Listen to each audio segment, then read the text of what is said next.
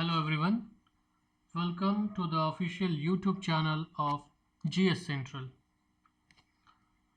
आज के इस वीडियो में हम समसामयिक मुद्दे जिसमें एक महत्वपूर्ण मुद्दा इंडो नेपाल सीमा विवाद है उस पर चर्चा करने वाले हैं। इंडो नेपाल सीमा विवाद को मुख्यतः लिपुलेख काला पानी विवाद के नाम से भी हम जान सकते हैं। एक महत्वपूर्ण बात यह है कि अगर आप लोगों ने अभी तक इस चैनल को सब्सक्राइब नहीं किया है तो जितनी जल्दी हो इसे सब्सक्राइब कर लें ताकि आगामी आने वाले जो वीडियोस हैं अलग अलग सब्जेक्ट के हैं, अलग अलग एग्ज़ाम के बेस पर होंगे और करंट अफेयर्स के भी वीडियो आने वाले हैं, उनके लगातार अपडेट्स आप तक मिलते रहें। तो जितनी जल्दी हो चैनल को सब्सक्राइब कर लें। हम लोग वापस अपने topic Indo Nepal border dispute पर वापस आते हैं। हालिया दिनों में नेपाल के कैबिनेट ने इंडिया के साथ सीमा विवाद के बीच एक नया राजनीतिक मानचित्र अपनी संसद में स्वीकार किया है, जिसमें लिपुलेख, काला पानी और लिम्पिया धुरा को नेपाली क्षेत्र में दर्शाया गया है। नेपाली सांसदों ने इसके लिए एक विशेष प्रस्ताव संसद में पेश किया था और नेपाल की वर्तमान सत्तारूढ़ कम्युनिस्ट पार्टी ने अपने समर्थन से इसे संसद में पास भी करवाया।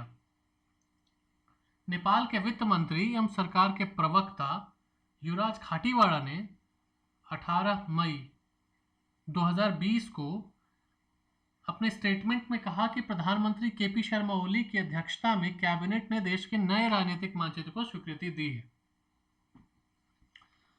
अब इस मानचित्र में दिक्कत यह है कि इसमें 3 क्षेत्र जिनका नाम लिम्पिया धुरा, काला पानी और लिपुलेख है, जो भी वर्तमान में इंडिया का हिस्सा है, इसको नेपाल के हिस्से में दिखा दिया गया है और ये एक विवाद की जड़ है। तो आइए सबसे पहले ये देखते हैं कि काला पानी विवाद है क्या। तो काला पानी जो है वो लगभग 35 वर्ग किलोमीटर का एक इलाका है और दोनों देश इंडिया और नेपाल काला पानी को अपनी सीमा का अभिन्न हिस्सा बताते हैं। ठीक है, भारत उसे उत्तराखंड के पिथौरागढ़ जिले का हिस्सा बताता है, वहीं नेपाल इसे अपने धाराचूला जिले का हिस्सा बताता है।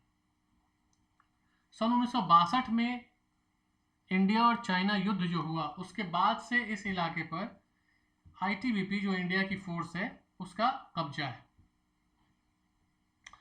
भारत, चीन और नेपाल के त्रिकोणीय सीमा पर स्थित काला पानी इलाका सामरिक रूप से काफी अहम है।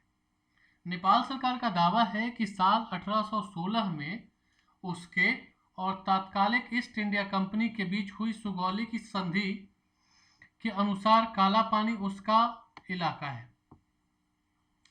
यहाँ एक याद रखने वाली बात यह है कि सुगौली की संधि 1816 में नेपाल के तत्कालीन राजा और ईस्ट इंडिया कंपनी के बीच में हुई थी।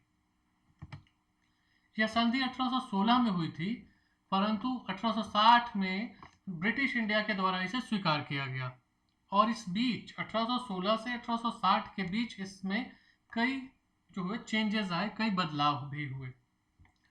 1816 से 1860 के बीच जो मानचित्र हैं वो नेपाल के पक्ष को अधिक मजबूत करते हैं, जबकि 1860 के बाद के जो मानचित्र हैं उनसे इंडिया का जो पक्ष है, इंडिया का जो तर्क है वह ज्यादा मजबूत होता है।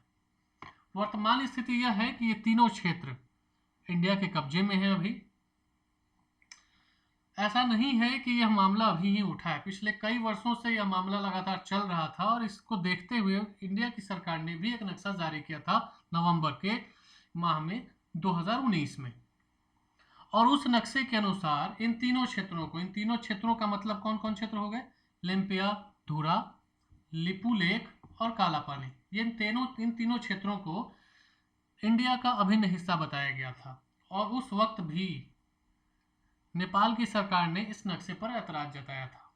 अगर आप सामने स्क्रीन पर देख रहे हो तो ये क्षेत्र जो दिख रहा है स्क्रीन में वो डिस्प्यूटेड एरिया है।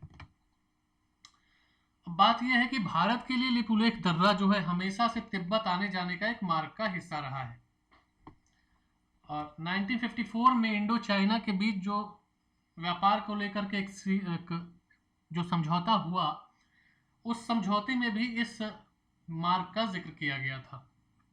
और 1954 में हुए उस समझौते की पुष्टि हाल के वर्षों में 2015 में भी की गई एक अन्य व्यापार समझौते में।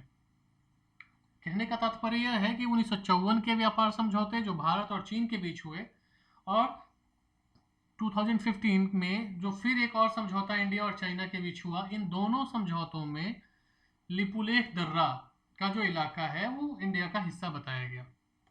अगर ऊपर के आप मानचित्र में आप देखें तो ये रहा लिपुलेख का हिस्सा, ये रहा काला पानी का हिस्सा, और ये आखिरी रहा लिम्पिया धुरा का हिस्सा।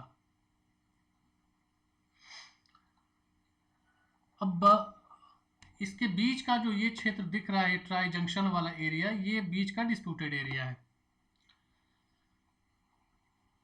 नेपाल की सरकार, वर्तमान सरकार जो कम्युनिस्ट पार्टी की है, उसके अनुसार से ये तीनों क्षेत्र जो हैं वो नेपाल के हिस्से हैं। हालांकि एक बात यह भी है कि सीमा विवाद उन देशों के लिए एक सामान्य बात है जिनका एक साझा प्राचीन इतिहास रहा है और जो अपनी सीमाएं भी साझा करते हैं। हालिया विवाद जो काला पानी और अन्य दो क्षेत्रों से संबंधित है, वो भी एक ऐसा ही विवाद है और जिसे संबंधित देशों के को कूटनीतिक तरीकों से बैठकर उसका हल निकालना चाहिए। परंतु हो क्या रहा है? हो ये रहा है कि वर्तमान में नेपाल के तत्कालीन प्रधानमंत्री श्री केपी शर्मा ओली के द्वारा लगातार उग्र वक्तव्य मीडिया में दिए जा रहे हैं और इन वक्तव्यों के कारण जो माहौल है वो अधिक तनावपूर्ण हो चुका है। वस्तुतः इसे चीनी असर या जादू कहा जाए या नेपाल की कूटनीतिक चाल, पिछले कुछ वर्षों से लगातार इंडिया को अलग अलग मोर्चों पर परेशान करने की कोशिश हो रही है। अच्छा, भारत इन सभी कोशिशों को नेपाल की चीन से जो बढ़ती नजदीकी है उस रूप में देखता है।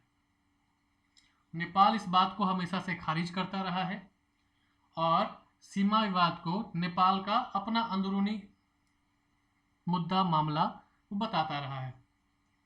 ऐसे में एक बड़ा सवाल यह है कि इंडिया और नेपाल के बीच जो एक सदियों का पुराना इतिहास रहा है, इसे चीन की चाल इस पर असर डाल रही है, या फिर ये मान लिया जाए कि हालिया दिनों में नेपाल जरूरत से ज़्यादा महत्वाकांक्षी बन गया है और भारत उसकी आकांक्षाओं पर खरा नहीं उतर रहा है। स्थिति जो कुछ भी हो, हाल के दिनों में यह मुद्दा चर्चा में है। अगर यह वीडियो और ये जानकारियां आपको अच्छी लगी तो हमारे चैनल को लाइक और शेयर ज़रूर करें, इसे सब्सक्राइब कर लें, और अगर आप हमसे फेसबुक पर जुड़ना चाहते हैं तो फेसबुक लिंक सामने स्क्रीन पर दिया हुआ है। वीडियो देखने के लिए बहुत बहुत धन्यवाद। मिलते हैं अगले वीडियो में।